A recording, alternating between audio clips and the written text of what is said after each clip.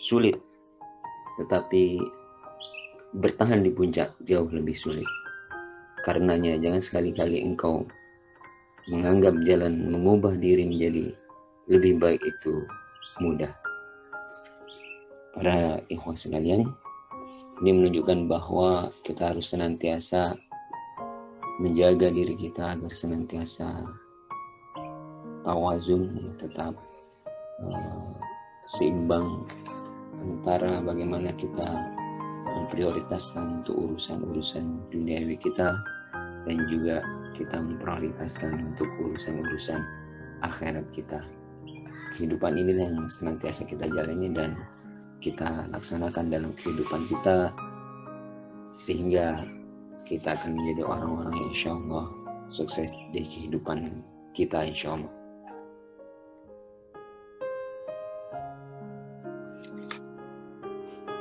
Marilah kita senantiasa mensyukuri karunia Allah Subhanahu wa taala. La in syakartum la azidanakum wa la in kafartum inna azabi lasyadid. Siapa yang bersyukur terhadap nikmat yang Allah berikan, insyaallah Allah akan tambah dengan kenikmatan yang lain. Oleh karenanya, ikhwanillahi, mari kita simak ya dalam Al-Quran surah An-Najm ayat 43, 44, 45 dan 48 ini. Sesungguhnya Allah itu menciptakan tertawa dan menangis. Allah itu mematikan dan menghidupkan. Allah menciptakan laki-laki dan perempuan. Kemudian Allah memberikan kekayaan dan kecukupan. Tertawa, pasangannya menangis. Mati, pasangannya hidup. Laki-laki, perempuan. Namun ternyata pasangan untuk kekayaan bukan kemiskinan. Ini artinya bahwa sesungguhnya Allah itu mencukupi segala apa yang menjadi kebutuhan kita, sehingga tidak ada alasan bagi kita untuk tidak bersyukur, tidak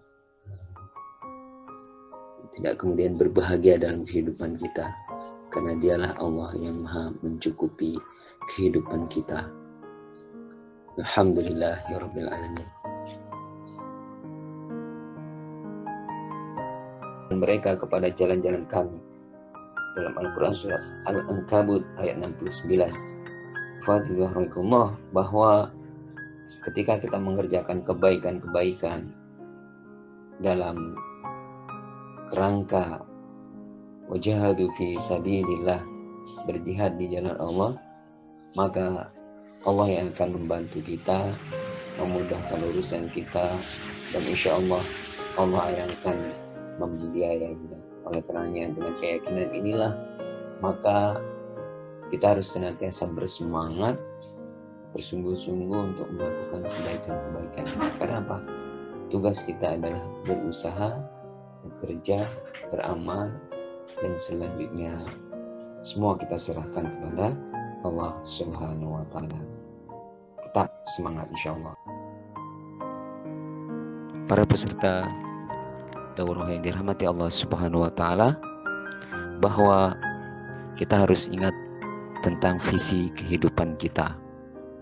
Ketika seseorang itu memiliki visi, maka kehidupannya akan terarah, teratur, dan insya Allah setiap ujian-ujian yang hadir kepadanya tidak menjadikan kehidupannya lemah dan kemudian tidak mampu bangkit. Kenapa? Dia memiliki visi yang tinggi. Apa visinya?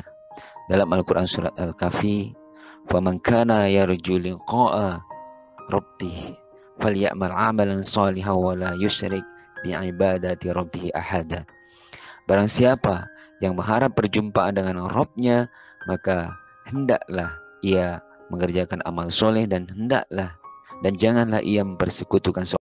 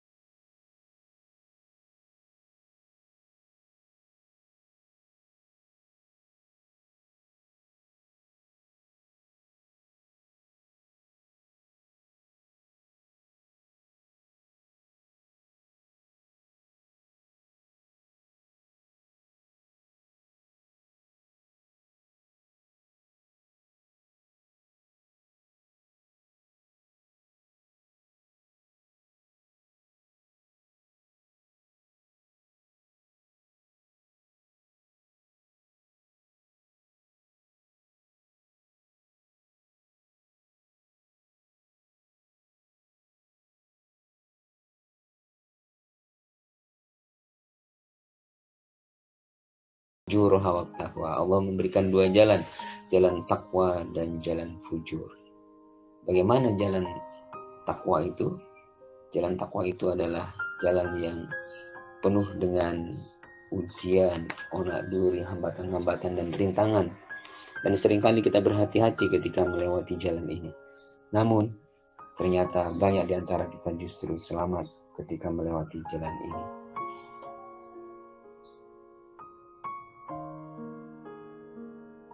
Jalan fujur, kita seringkali ngebut ketika lewat jalan ini. Karena jalan ini mulus, licin, tanpa hambatan, dan seringkali kita menekan atau mengegas laju kendaraan kita itu dengan kencang. Dan ini menyebabkan karena kita terlena, akhirnya kita terjatuh, tergelincir, dan akhirnya mengalami kerugian. Oleh karenanya, ketika kita menyadari bahwa jalan fujur ini jalan yang kelihatannya menyenangkan, namun ujungnya adalah sebuah penderitaan, maka kita harus senantiasa waspada dan jangan terlena. Mudah-mudahan kita mampu dan diberikan kemampuan oleh Allah untuk berupaya memilih jalan yang terbaik dalam kehidupan kita, insyaallah, yaitu jalan takwa.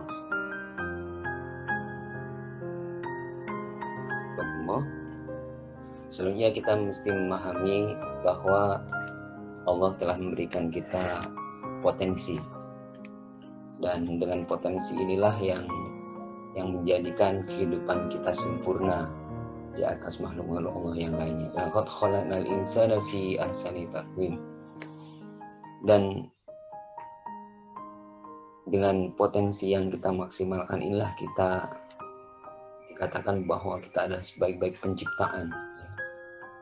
Oleh karenanya, dalam melakukan aktivitas kita yang diamanahkan kepada kita, yang kita mungkin berada jauh dari saudara-saudara kita, maka sebuah tarbiyah zatiyah, tarbiyah untuk bagaimana menjadikan diri kita tetap berada dalam lingkaran kebaikan, dalam kedekatan dengan Allah Subhanahu wa Ta'ala, maka kita harus memperhatikan potensi yang kita miliki ini, memastikan agar dia berkembang sempurna.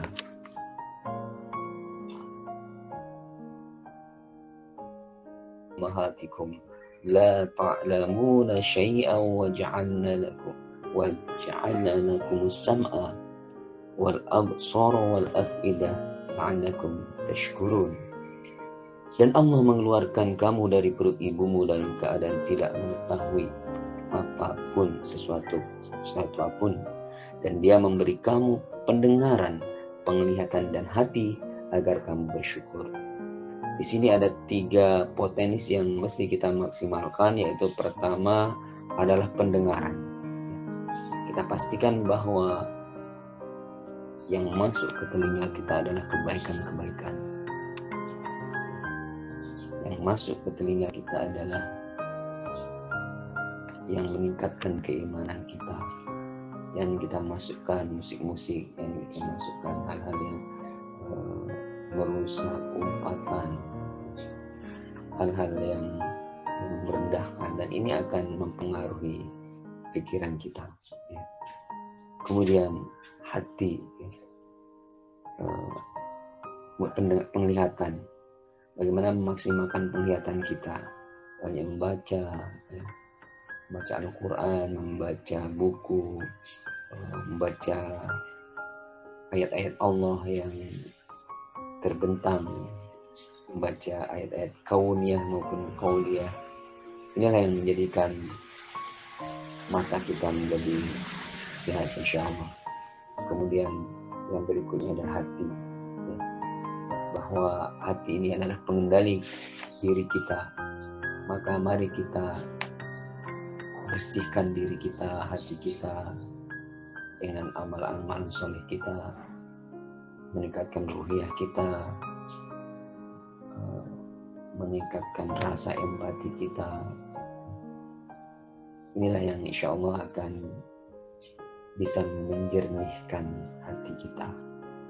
Hati yang bersih insya Allah akan mampu menangkap kebaikan-kebaikan hadir yang datang kepada kita insya Allah. 3 potensi inilah, pendengaran, penglihatan, dan hati, harus senantiasa kita rawat dan kita jaga dan kita pelihara dengan baik.